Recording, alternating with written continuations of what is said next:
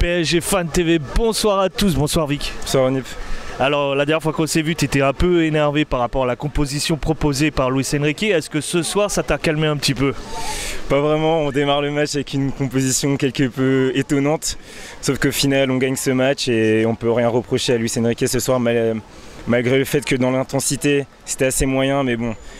C'est un retour de trêve, fallait s'y attendre. On sait très bien que le PSG historiquement c'est compliqué en retour de trêve, donc moi je retiens que la victoire aujourd'hui. Alors il a remis en place des joueurs indésirés par le public parisien.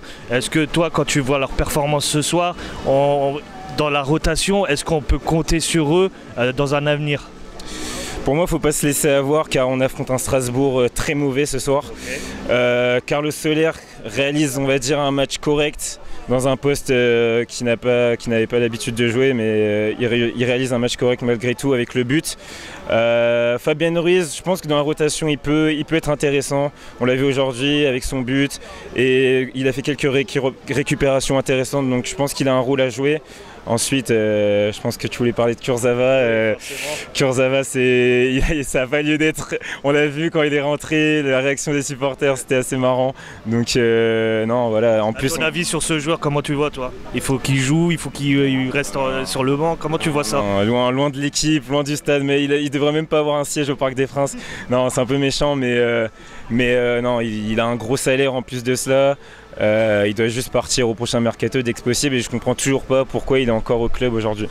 Alors si on prend un peu de recul, tu sais qu'il y a l'interrogation un peu de notre numéro 9, on hésite encore sur un Gonzalo Ramos ou un Randal Kolo Muani. Comment toi tu le juges ce choix là pour l'avenir face à Milan, et lequel correspondrait le plus à notre système de jeu que Luis Enrique veut mettre en place? Alors très honnêtement, moi j'ai du mal avec nos deux avant-centres. Je pense pas qu'ils aient encore le niveau pour le très haut niveau justement. Après ils ont du potentiel, forcément ils sont jeunes, mais Gonzalo Ramos je le trouve quand même encore un peu limité.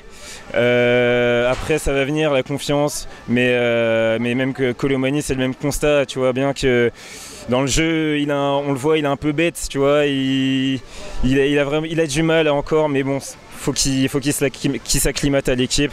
Je pense qu'avec au fur et à mesure ça va s'améliorer et on verra. Après tu disais quel serait le profil idéal. Je pense que Ramos dans le profil serait plus impactant que Kolo Muani. Après tout dépend de comment on joue et de la complémentarité avec Mbappé devant. Ça marche. Un dernier mot pour terminer? Dernier mot, bon, on a un match très important contre Milan. Comme le disait Joe, faut pas se louper. Si on fait les calculs, si on perd ce match au Parc, ça va être très compliqué pour la suite. Je rappelle qu'on affronte Milan, Dortmund au mur jaune et qu'on reçoit Newcastle.